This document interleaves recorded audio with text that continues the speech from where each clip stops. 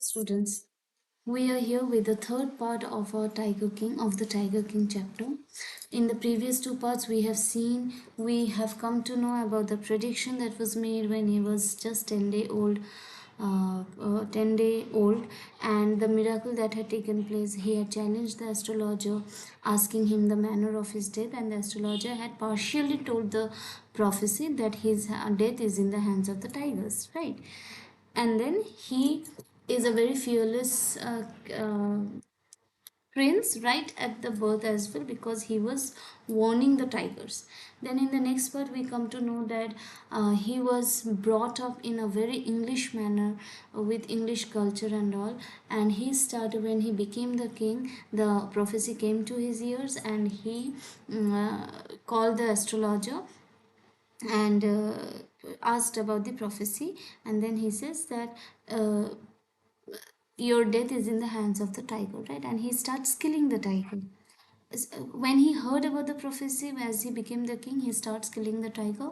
And after he has killed the first tiger, he just showed it, displayed it as a display of power to the main astrologer, state astrologer, and asks him that, what now? I have killed the tiger. And then the astrologer makes the full prediction that the king's death will be in the hands of the 100th tiger. Right, and the king challenged also that, if I kill 100 tigers, then what will you do? And the astrologer says that he would leave astrology altogether. All right. In the third part, we will come to know what kind of activities he does in order to prove himself right. That is the king. Okay, it shows his obsession at its height. It shows his inefficiency as a king. Okay, he is so concerned and obsessed with tiger killing that he completely neglects his duty as a king, as a protector of the subjects. Okay, let's start. From that day, this is again, I'm so sorry, I'm means interrupting the flow. This sentence was also asked in one of the board's questions, that why is it said from that day onwards it was a celebration time for all the tigers inhabiting Pratibandapuram? Because that this is an example of satire and humor both. Hmm? So when the Tiger King decides to kill 100 tigers, from that day onwards it was a celebration time for the tigers. Why? Because the Tiger King banned tiger hunting by anyone except the Maharaja first. Okay, so the Maharaja gave a proclamation, issued a notice. Okay, government means royal notice, royal order, that nobody will even throw a stone at a tiger. It is the right of only the Maharaja to kill a tiger or hurt a tiger. If anybody is seen throwing even throwing a stone at a tiger, then his wealth and property would be confiscated. Okay, and the second reason would be, why is it a celebration time? Because people will stop hunting the tigers. Ironically, it is the king who will hunt the tigers down. And secondly, Kalki very subtly here gives it as a satire, like the tigers are very proud that their death is in the hands of the king and not any other common. All right, that is why it was a celebration time for all the tigers. Let's read. The state banned tiger hunting by anyone except the Maharaja. A proclamation was issued to the effect that if anyone dared to fling so much as a stone at a tiger, all his wealth and property will be confiscated. Now look at the selfish nature of the king. A king should be selfless. A king should think about the subjects and not about himself. Here, the Maharaja is thinking all about himself. The Maharaja vowed, again, his inefficiency as a king. The Maharaja vowed that he would attend to all other matters only after killing 100 tigers. Can you imagine the futility of being a king in this state then?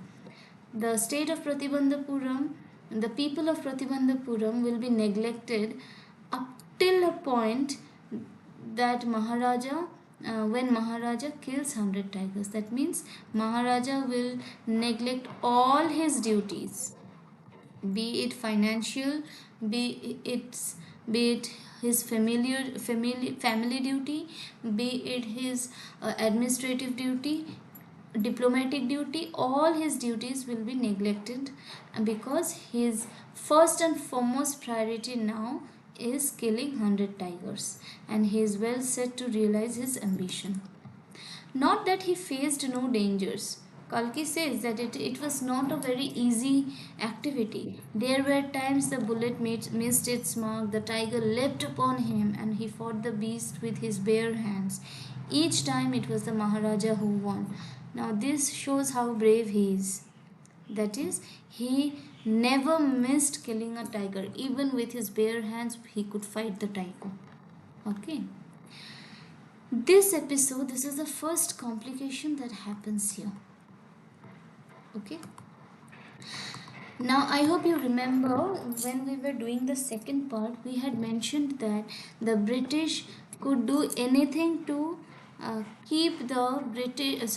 I'm so sorry. The Indian kings would do anything to keep the British happy and at peace with them, so that they don't take away the Indian territories. Right? They would not do anything that might anger the British. They would not do anything to invite the wrath of the British. Right? But here, something out of the track happens. What happens? Let's see. At another time, he was in danger of losing his throne. Why? Because let me just tell you the gist of the episode first, then we will read the text. So one day what happened, a high ranking British officer came, that is visited Pratibandapuram. Why? Because he was very fond of hunting tigers. So he has come to Pratibandapuram to hunt tigers, and again the show of power. He will not only hunt the tigers, but he'll also photograph himself with the tigers that he had shot. Okay, and that's why he has come to Pratibandhapuram to hunt one such tiger and then get it photographed. Maharaja, of course, he is very stubborn at his decision. In his decision, he does not allow. Okay, he says that if I allow the British officer now, then the next day somebody else will come, and that is why he tries every other way comically. Here, Kalki is very efficient in showing the humor. Maharaja says that, sir, if it pleases you, you may kill even a mosquito at Pratibandhapuram, but I cannot allow you to hunt a tiger. Okay, now of course, when the British officer is denied the request, he might come back with his army and take away the kingdom, right? And that is why, what does Maharaja do? Maharaja sends many diamond rings, okay, to the Duraisani. To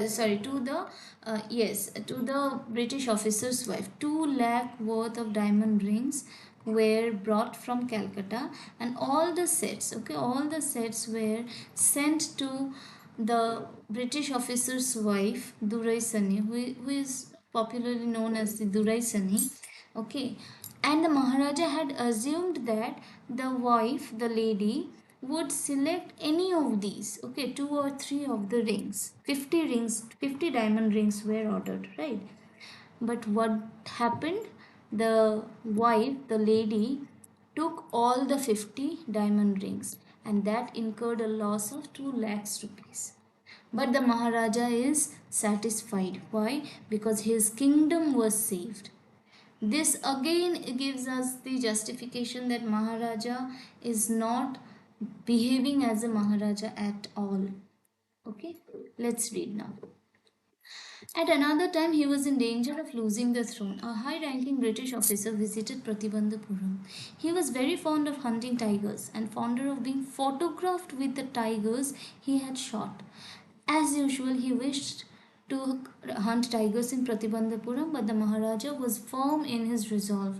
Firm means very strict, very stern in his decision.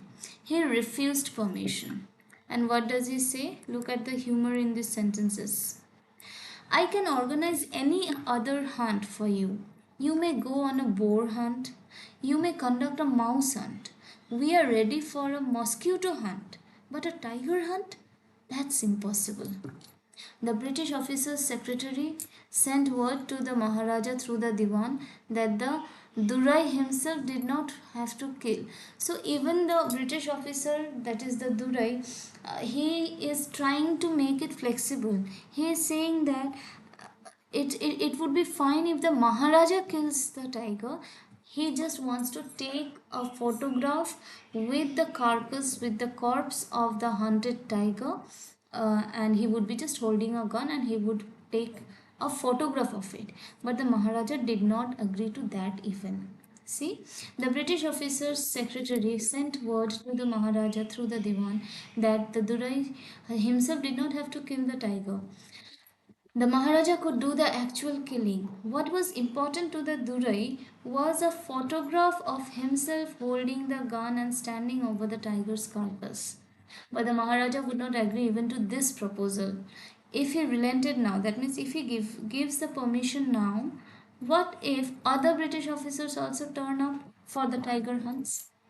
Okay, so that would be futile. So that would be a threat to his tiger hunt, to his obsession, to his count of killing 100 tigers, right? That is why he does not give the permission. Because he prevented a British officer from fulfilling his desire, the Maharaja stood in danger of losing itself. This is a very important question. You may get this sentence at another time. The he was in danger, the king of Pratibandapuram was in danger of losing his throne. Full stop. Explain why. For that answer, you have to write this entire thing, but only for 2 marks. Okay. Because he prevented a British officer from fulfilling his desire to kill a tiger, or if not kill, to get a tiger, to get a photograph of the tiger's carcass, all those things, and that's why the Maharaja was about to lose his kingdom. And then, as an appeasement policy, what does the Tiger King do? The Maharaja and the Diwan held deliberations over the issues, that means held meetings. Okay. As a result, a telegram was dispatched forthwith to a famous British company of jewelers in Calcutta.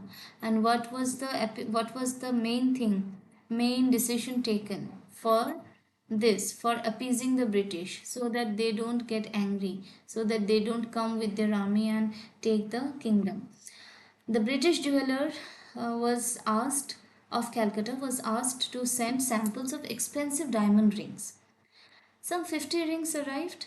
The Maharaja sent the whole lot to the British officer's good lady. British officer's good lady means the wife of the British officer, who, in the local language, that is in the Indian royal courts, who is addressed as the Durai Sani. Okay, so the king had expected the Durai Sani to choose one or two rings from the lot and send the rest back. But within no time, the Duraisani sent her reply saying thank you very much for your gifts. That means what? All the 50 diamond rings were kept by the Duraisani. So in 2 days, a bill of 3 lakh of rupees came from the British jewelers. The Maharaja was happy that though he had lost 3 lakh of rupees, he had managed to retain his kingdom. Look at the selfish. What are the adjectives that we can give to our Maharaja? Selfish, negligent, not dutiful, obsessed with his tiger hunt, um, inefficient ruler, not intellectual enough to understand the intensity of any situation. Okay, now all these things happened. Why? Because he is completely blinded by the tiger hunt obsession. All right, we are stopping here.